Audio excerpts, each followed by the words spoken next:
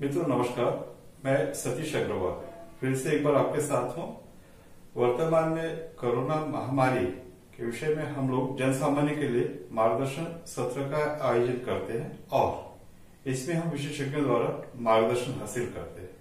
हम अपने आप को काफी सौभाग्यशाली समझते हैं कि आज हमने जिन विशेषज्ञों को यहाँ पर आमंत्रित किया है वे आईआईटी अमरावती के भूतपूर्व अध्यक्ष और पोषण यानी न्यूट्रिशन विषय पर प्रभुत्व रखने वाले राष्ट्रीय ख्याति के प्रशिक्षक डॉक्टर सतीश जी तिवारी हैं। सर, स्टूडियो में आपका हार्दिक स्वागत है।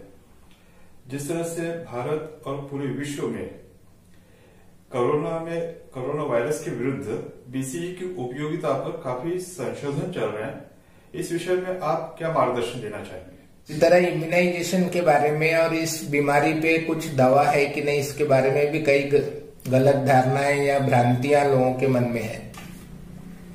कुछ लोगों का कहना है कि मलेरिया की गोली क्लोरोक्विन नाम से या हाइड्रोक्सी क्लोरोक्विन के नाम से आती है, वो देना चाहिए, या एचआईवी की जो दवा है उससे भी ये बीमारी अच्छी होती है।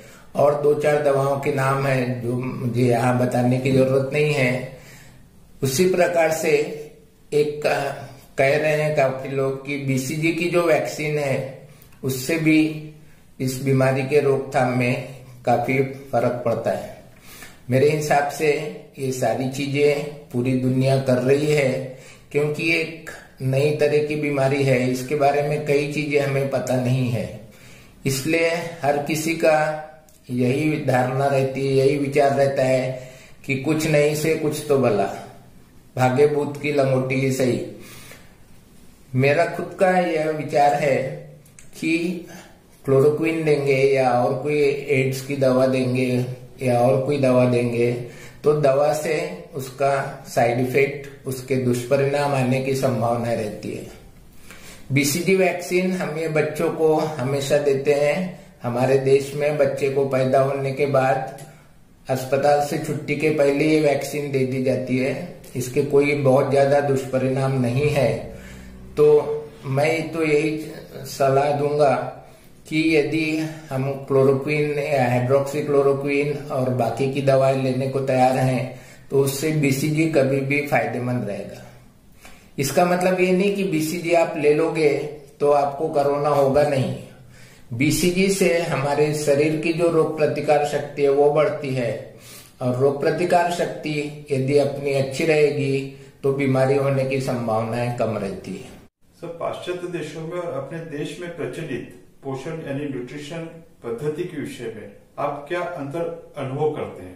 पश्चिमी देशों में ज्यादा मृत्यु होने की या ज्यादा बीमारी होने की कि वहां पे माँ का दूध कम पिलाया जाता है। बाहर का दूध, डब्बे का दूध, जानवर का दूध या जो डिब्बे बंद वस्तुएं आती है, पैकेट में बंद वस्तुएं खाने की आती है, उसके कारण मोटापा बढ़ता है। और इस मोटापे के कारण फिर वो जो कोरोना का संसर्ग है वो बहुत ज्यादा प्रमाण में हो रहा है या ज्यादा उससे मौतें हो रही हैं।